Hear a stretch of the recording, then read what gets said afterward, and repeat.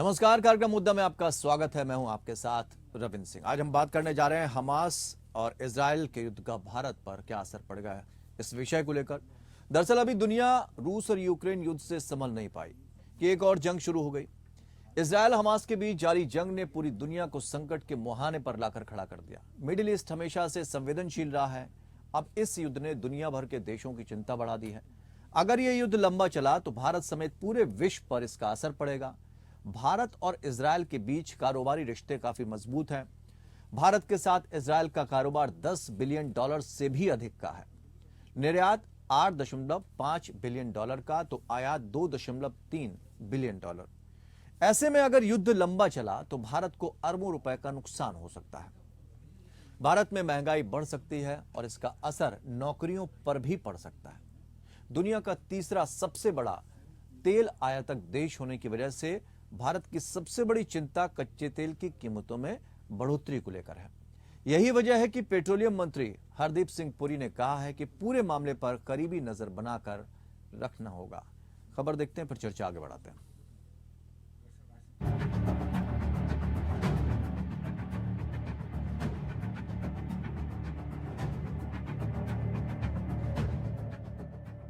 Israel Hamas जंग का आज 5वां दिन है और इजराइल का इंतकाम जारी है। हमास के हमले के जवाब में इजराइल लगातार हमास के ठिकानों पर बमबारी कर रहा है। रात भर में इजराइल ने गाजा में हमास के 200 ठिकानों पर हमले किए। इस दौरान इजराइल ने गाजा पट्टी पर 1000 टन बम गिराए। गाजा पट्टी में तबाही का मंजर है। ज्यादातर इमारतें तबाह हो गई हैं। इजराइल और हमास की जंग में अब तक 2100 लोगों की मौत हुई है। इनमें से करीब 1200 इजरायली हैं। वहीं अब तक करीब 900 फिलिस्तीनियों ने भी जान गंवाई है। इसके अलावा इजराइल की सेना ने अपने क्षेत्र में घुसपैठ करने वाले 1500 आतंकियों को भी मार गिराया है। भारत इस जंग में इजराइल के साथ मजबूती से खड़ा है, लेकिन ये जंग भारत की अर्थव्यवस्था को कमजोर भी कर सकता है। अगर इजराइल और हमास का युद्ध लंबा चला तो भारत की अर्थव्यवस्था इससे बच नहीं पाएगी। इजराइल फिलिस्तीन के बीच जारी युद्ध का भारतीय अर्थव्यवस्था पर भी असर पड़ेगा। भारत को भी अरबों रुपयों का नुकसान हो सकता है। चूंकि भारत और इजराइल के बीच अरबों डॉलर का कारोबार होता है, तो जाहिर है कि अगर युद्ध लंबा चला तो इस व्यापार पर असर होगा। भारत का आयात निर्यात प्रभावित होगा, जिसका असर महंगाई पर देखने को मिल सकता है। इसकी शुरुआत पेट्रोल डीजल के दामों से हो सकती है।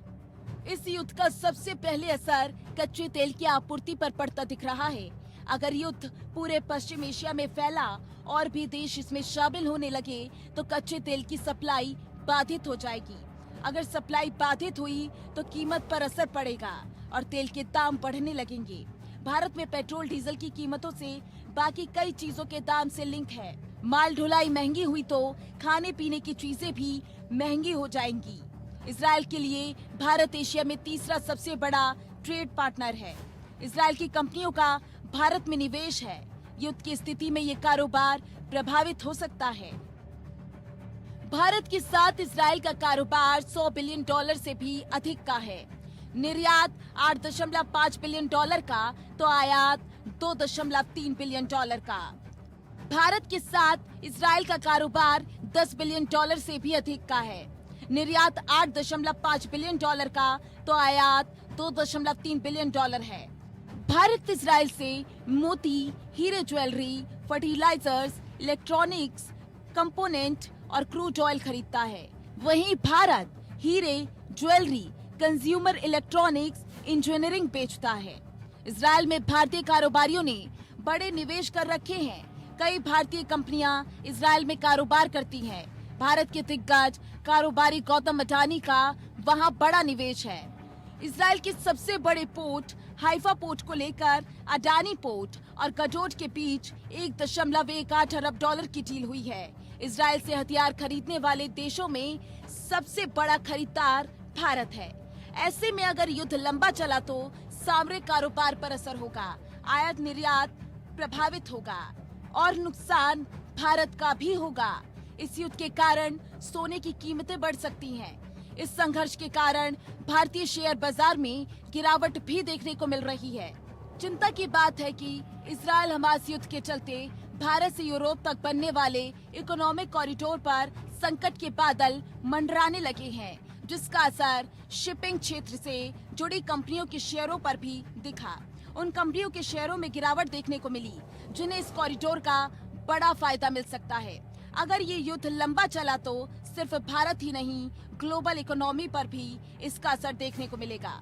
सप्लाई चेन प्रभावित होगी, कई जरूरी चीजों की आपूर्ति बाधित हो सकती है।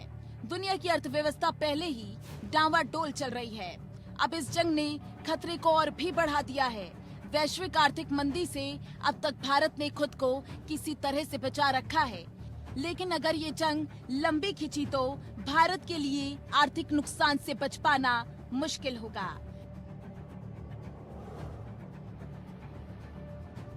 Bureau report, APN news.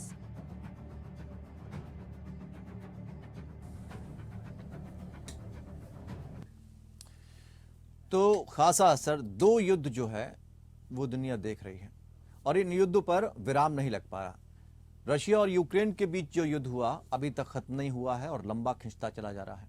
Bharat पर उसका असर देखने को मिला और अब इजराइल और हमास के बीच ये युद्ध चल रहा है। फिलीपींस को लेकर भी बात चल रही है कि आखिर उनके हक की बात क्यों नहीं की जाती है। तो ये स्थिति जब बन गई है तो कहाँ किसका फेल्यूर है और इन सारे घटनाक्रमों का भारत पर क्या असर पड़ेगा, उसकी आर्थिक व्यवस्था पर क्या असर पड़ेगा, इसको हम समझने की कोशिश करेंगे। आज के कार्यक्रम मुद्दा में दो खास मेहमान हमारे साथ इस पैनल में जुड़े हुए हैं। जितेंद्र ओझा जियोपॉलिटिकल एक्सपर्ट के तौर पर हमारे साथ आज मौजूद हैं और अश्विनी राणा अर्थशास्त्री के तौर पर हमारे साथ मौजूद हैं। बहुत बहुत स्वागत आप दोनों मेहमानों का। और अश्विनी जी, चूंकि बात चल रही है भारत की अर्थव्यवस्था की इकोनॉमिक कारणों से, तो आपसे हम शुरुआत करना चाहेंगे कि क्या असर भारत पर पड़ने वाला है, क्योंकि एक के बाद एक दूसरा युद्ध ये है देखने को मिल रहा है दुनिया को। निश्चित रूप से अगर ये युद्ध लंबा चलता है तो इसका असर निश्चित रूप से पड़ेगा। कारण क्या है कि जो कुछ हम वहां से मंगवाते हैं, क्रूड ऑयल तो एक मेन है, बाकी चीजें भी आती हैं, उस सब के ऊपर असर पड़ेगा। वैसे ही जो हम एक्सपोर्ट करते हैं उसके ऊपर भी असर पड़ेगा। और जो इन्वेस्टमेंट यहाँ के उद्योगपतियों ने वहां कर रखी है या उनकी कंपनियों ने भारत में कर रखी है, वो सारी चीजें गड़बड़ा जाएंगी। यहाँ से जाने वाला सामान मुश्किल में रहेगा और जो लोगों के पैसा है, पेमेंट है, वो सब फंसी रहेगी। उसके कारण से जो है प्रोडक्शन पर फर्क पड़ेगा। प्रोडक्शन पर फर्क पड़ेगा तो अगर कोई इंडस्ट्री ऐसी है कि उसके रोजगार के ऊपर भी फर्क पड़ सकता है। तो और जो एक संभावित अभी कॉरिडोर की बात चली थी उसमें, वो मामला कटाई में पड़ता दिख रहा है। अभी तो ये पता लगेगा कि इस वार में और कौन कौन से देश कूदते हैं या कि और भी इसमें देश कूद जाते हैं। जिस प्रकार की संभावनाएं यदि बन रही हैं तो ये स्थिति और भयानक हो जाएगी। तो बाकी विश्व में सबके असर होगा, लेकिन भारत, क्योंकि भारत का एक अच्छा लेन देन है, एक्सपोर्ट भी है, इंपोर्ट भी है, तो उसके ऊपर बहुत बड़ा जैसे कहना है संकट आएगा और उसके कारण कुल मिलाकर पूरी चीज के ऊपर, सप्लाई चेन से लेकर और रोजगार तक के ऊपर इसका जो है वो असर पड़ेगा। जी जितेंद्र ओझा जी, चूंकि दूसरा युद्ध है ये और अचानक से इस तरह से ये घटनाक्रम शुरू हो जाना अचानक से, इसका सबसे बड़ा कारण आप क्या मानते हैं और क्या लगता है कि ये जो युद्ध है एक के बाद होते चले जा रहे हैं, इसमें किसकी नाकामी मानते हैं? देखिए, पहली बात, युद्ध एक रियलिटी है आज की तारीख में और उसका कोई ऑप्शन नहीं है। तो ये युद्ध तो इजराइल कर रहा है, उसके पास कोई ऑप्शन नहीं जी। जहां तक जो अचानक आप कह रहे हैं, निश्चित रूप से जो भी दुनिया के स्ट्रेटजिस्ट हैं, खासकर के इजराइल के और जो भी सो कॉल्ड डेमोक्रेटिक कंट्रीज की, उनकी बहुत बड़ी गलती है। कुछ भी अचानक नहीं होता है, इसकी प्रिपरेशन होती है जी। और जब आप गवर्नेंस, नेशनल सिक्योरिटी, जो जिन चीजों को ध्यान देते हैं, तो पहला स्टेप होता है कि उसको होने से पहले ही रोकते हैं। कई चैनल पे जैसे ही युद्ध शुरू हुआ उसी समय मैंने कहना शुरू किया था कि ये बहुत सुनियोजित तरीके से युद्ध हुआ है और जो अटैक किया गया है बहुत प्रिपरेशन हुई होगी। और इस प्रिपरेशन में दो कमी है कि एक तो आप टैक्टिकल लेवल पे आप एक्ट नहीं कर पाए, इजराइल की तरफ से रहा। दुनिया के का एक बहुत बड़ा अटेंशन जो है यूक्रेन के युद्ध में चला गया, खास करके अमेरिका का, कि वो उसमें वो युद्ध जो इतना लंबा खींचना नहीं चाहिए था, उस लंबे खींचते चले गए और इस क्षेत्र को उन्होंने ध्यान नहीं दिया। और प्रिपेयर्डनेस नहीं थी। देखिए, अगर आप ये भी कहा जा रहा है कि हमास के पास बहुत सारे हथियार पाकिस्तान के जरिए होते हुए, मैं भारत के अपने देश की बातें तो करता हूं, लेकिन ये मैं फॉल्स प्रोपेगेंडा नहीं करता हूं, लेकिन ये सही है कि यूक्रेन के जरिए हमास को बहुत सारे हथियार आए, जो हथियार उनके पास जाने से बहुत सारे लोगों से ये हथियार है, खास करके बहुत लोगों का इसमें हाथ है, तो वास्तविकताएं आती नहीं है। तो दुनिया उस युद्ध की तरफ चली गई और जिस वजह से ये बातें हुई। लेकिन मैं कहूंगा आपके साथ रविंद्र जी कि हमें प्रोएक्टिव तरीके से देखना है कि अगर आतंकवाद खत्म होता है, इससे हम सही सबक सीखते हैं और ये तमाम डिस्ट्रक्टिव फोर्सेस को सर्वनाश करते हैं, तो दुनिया में ज्यादा सुरक्षा होगी। कोई जरूरी नहीं है कि डिफेंस एक्सपोर्ट या डिफेंस मैन्युफैक्चरिंग में ही हो। हम इस युद्ध से सबक सीखे कि जो इस किस्म के फोर्सेज हैं जो निहत्थे से सिविलियंस को हत्या करते हैं, औरतों की हत्या करते हैं, बच्चों की हत्या करते हैं, जिनका कोई इथिक्स नहीं है, तो इन फोर्सेज को नाबूद किया जाए तो दुनिया में पीस और सिक्योरिटी बड़ी प्री कंडीशन है इकोनॉमिक प्रोग्रेस और प्रॉस्पेरिटी के लिए। हम उसमें जाएंगे। युद्ध के बाद देखिए रिकंस्ट्रक्शन की जरूर अपॉर्चुनिटी आएगी कि युद्ध के बाद हमेशा एक बड़ा बूम आता है, तो हम उसकी तैयारी करें। लेकिन फिलहाल हमें इसमें रोने गाने की कोई जरूरत नहीं है। जो आप फिगर बता रहे हैं, मैं यही कहता हूं कि वो 77% राइज हुआ कुछ प्रोडक्ट्स में, वो वॉर की वजह से वो इस साल स्टेन नहीं कर पा रहे हैं। तो जरूर अच्छा फिगर है, जरूर नुकसान होगा, लेकिन मुझे लगता है कि अपने लॉन्ग टर्म इंटरेस्ट के लिए ये नुकसान तो अब हो गया, इसको आप कुछ नहीं कर सकते हैं, इसको फेस कीजिए और आगे के लिए तैयारी कीजिए कि ऐसे लैप्सेस आप नहीं करें। और जो भी लाइक माइंडेड डेमोक्रेसीज हैं वो ठीक से सोचे कि कौन से युद्ध में जाना है और कैसे युद्ध को अवॉइड करना है और कैसे उन कारणों को पहले ही खत्म कर देना है जो युद्ध की स्थिति पैदा कर देते हैं। तो दुनिया को इससे सबक सीखने की जरूरत है। ठीक है, इकोनॉमिक लॉसेस अपनी जगह है। लेकिन जितेंद्र जी, जिस तरह की स्थिति बनी, आप तो बहुत बारीक इन चीजों पर नजर रखते हैं कि मोसाद जैसी संस्था फेल हो गई इस बात का पता लगाने में कि भाई इतना बड़ा हमला होने जा रहा है। एक तरफ जश्न मनाया जा रहा था और दूसरी तरफ इस तरह की स्थिति की 1000 के करीब आतंकवादी जो है वो सीमा पर आ गए, पूरी तैयारी के साथ आ गए और कानों कान किसी को खबर नहीं हो रही है। देखिए, दो बातें हैं कि आप कितने भी काबिल क्यों ना हो, आपको रोज मेहनत करना पड़ता है। पहली बात ये होती है, आप अपने पास लॉरेंस को नहीं चल सकते हैं। दूसरी बात यह है कि 1970 के दशक में स्थिति कुछ और थी, आज की तारीख में स्थिति कुछ और है कि आज बहुत सारे दूसरे फोर्सेज हैं जो टेक्नोलॉजिकली मिलिटरीली बहुत एडवांस हो गए हैं। तो इस वजह से मोसाद ने इस पर ध्यान नहीं दिया फॉर वैरायटी ऑफ रीजन। तो तीसरी बात ये कि देखिए, ये जो सुरक्षा एजेंसीज हैं, सुरक्षा फोर्सेज हैं, वो अपने देश को बचा के रखते हैं और उसके नेता जो है बहुत कभी कभी गैर जिम्मेदाराना ऐसे काम करते हैं जिसके गैर जिम्मेदाराना काम की वजह से लोगों को पता नहीं चलता है, लेकिन सुरक्षा को बहुत नुकसान पहुंचता है। जिस तरीके से नेतन्याहू साहब ने, देखिए मैं तो सच बोलता हूं और पूरे अपने देश के हित में बोलता हूं और दूसरे पीस और सिक्योरिटी लविंग लोगों के पीछे के हित में बोलता हूं, और किसको क्या असर पड़े मैं इसकी परवाह नहीं करता हूं। ये जरूरी है ऐसे सच को बोलना। नेतन्याहू साहब ने जिस तरीके से अपने राजनीतिक फायदे के लिए जुडिशियल इंस्टीट्यूशन को सबवर्ट करने की कोशिश की, तो पहली दफे वहां के इंस्टीट्यूशन में दरार आई। रिजर्विस्ट उनके खिलाफ चले गए, मिलिट्री के लोग उनके खिलाफ चले गए, इंटेलिजेंस के लोग उनके खिलाफ चले गए। तीसरा, उन्होंने क्या काम करना शुरू किया कि जो प्रोवोकेटिव ऐसे मूव करने शुरू किए, वो आतंकवाद को के लिए जस्टिफिकेशन बिल्कुल नहीं है, मैं वो बिल्कुल नहीं कह रहा हूं, लेकिन उन्होंने इनडायरेक्टली उन तमाम फोर्सेस को मजबूत किया, उनको ग्राउंड दिया कि वो रैली अराउंड करे। मोसाद कोशिश कर रही थी पिछले 2-3 साल से, देखिए अब्राहमिक अकॉर्ड के जरिए, डिप्लोमेसी तो उनके पास है नहीं कि अरब देशों का रवैया हम नरम करें, क्योंकि सबके साथ हम परमानेंट दुश्मनी में रह नहीं सकते हैं, और उनके काम को इनडायरेक्टली सबोटाज वहीं की सरकार कर रही थी। वहीं के राइट विंग ऐसे पॉलिटिशियन कर रहे थे जो कभी कुछ किए होंगे, कभी फौज में रहे होंगे, लेकिन अभी वो इस सुरक्षित माहौल का इस्तेमाल कर रहे थे अपने आप को पॉलिटिकली प्रमोट करने के लिए।